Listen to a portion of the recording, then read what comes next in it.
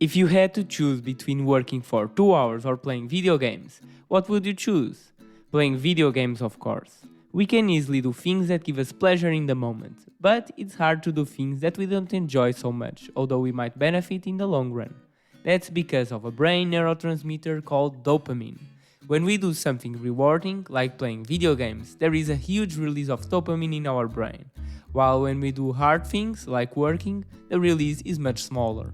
High stimulating things like scrolling on social media, eating junk food, playing video games, masturbating, etc. have an additional problem.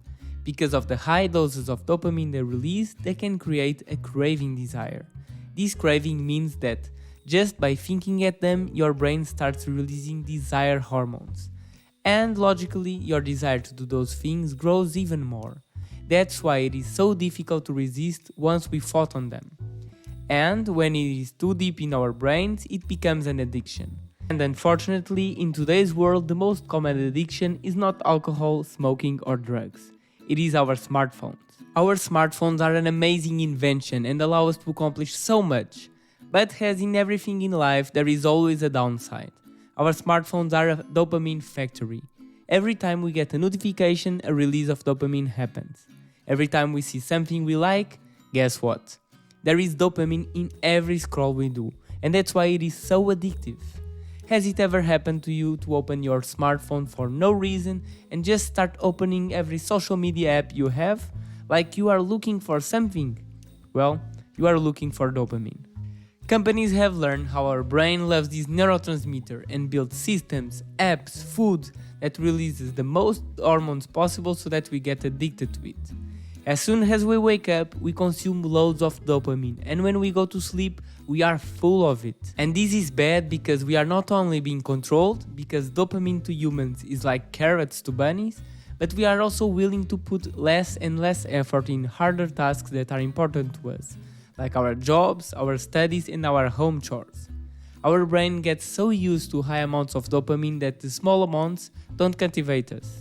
We develop a tolerance for it. The same thing happens with alcohol.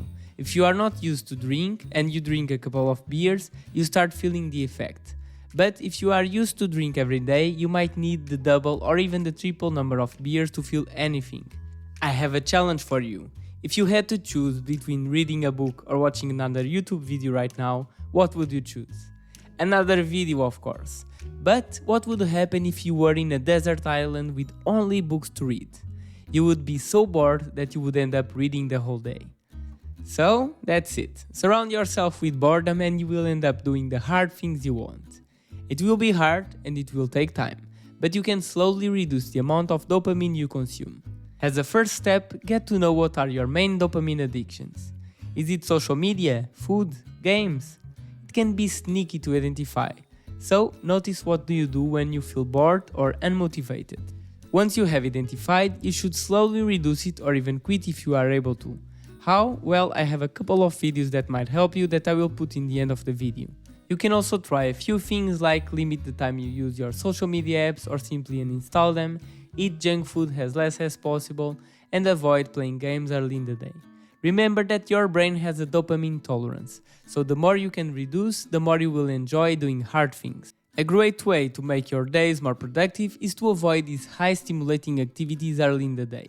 If you are checking your smartphone as soon as you wake up, you are already giving yourself less motivation to tackle the tasks of the day.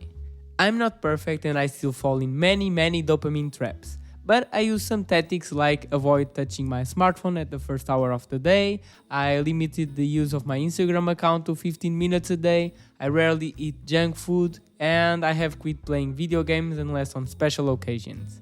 In the end, each person should find the right balance. If you need support, let's have a call and discuss more. Send me an email and I will be very happy to meet you. It's free of course, and you can find my email in the description below. Find out how you can quit playing video games in the first video or learn how to start mini habits on the second one. Thank you for watching and see you on the next video.